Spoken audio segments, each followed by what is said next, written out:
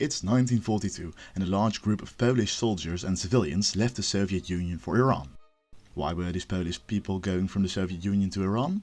I don't know, something about Poland drawing the shortest straw physically possible in the game of 20th century geopolitics by being sandwiched between two highly militaristic, honestly just straight up evil empires whose ideological hatred for each other was only matched by their common hatred of Polish people.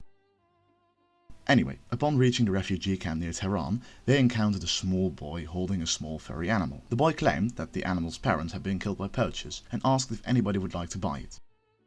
After one of the girls present in the group threw a tantrum, they decided to buy the animal, which, upon closer inspection, turned out to be a Syrian brown bear cub.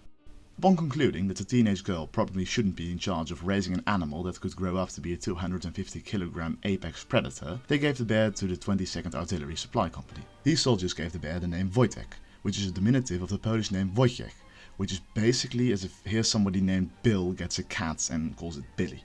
Semantics aside, Wojtek was taken in and the soldiers lovingly took care of him. Initially, Wojtek had some trouble swallowing food, so they fed him condensed milk from a vodka bottle, because Polish. After a while, Wojtek was big enough to eat regular human food, and boy did he love it. His favourite foods were very stereotypical: marmalade, fruit and honey. But he also enjoyed some of the other delights humanity had to offer, like beer and cigarettes. Sadly, he didn't actually smoke the cigarettes, he just ate them, but damn, that would have been cool if he did.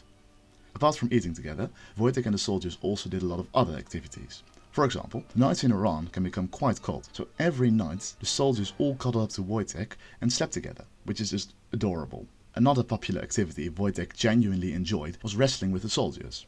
Those soldiers must have been either very brave or very stupid, because again, we're talking about an almost fully grown apex predator that could tear you to shreds as if you're made of paper. Apart from teaching the bear how to smoke and drink like a real Polish person, they also taught him some military skills, such as marching and saluting. Anyway, after a while, the 22nd Artillery Company was reassigned to fight alongside the British in the Italian campaign. The only issue was, no pets or mascots were allowed on the boat. Luckily, the Polish soldiers had an idea. They disguised the bear as a woman by giving him a wig, applying makeup and making him wear a dress. With the disguise on, Wojtek casually walked up to the boat, flirted with some of the sailors, and was led aboard. No, of course not. This isn't Looney Tunes. What actually happened was that they made Wojtek a private, complete with his own playbook, rank and serial number. And because Wojtek now wasn't a pet, but a soldier, he was allowed on the ship. Anyway, this is the part where I'm going to disappoint some of you. You probably clicked on this video to hear about the bear brutally mauling Nazis on the battlefield. And while I too absolutely would have loved that story, that's simply just not what happened. Wojtek was part of the 22nd Artillery Supply Company, and like the name suggests, they worked with artillery, far from the front lines. So while Wojtek didn't brutally disembowel some German or Italian teenagers, it didn't mean that he didn't use his right to bear arms. He made himself useful by carrying around artillery shells and crates with ammunition. Some of those crates were so heavy that they needed to be carried by 4 men, and Wojtek just lifted them up by himself, not even breaking a sweat, which is kind of to be expected since bears physically can't sweat. For his service during the Battle of Monte Cassino, he was given the rank of corporal, and the 22nd Artillery Company changed its emblem to a picture of Wojtek.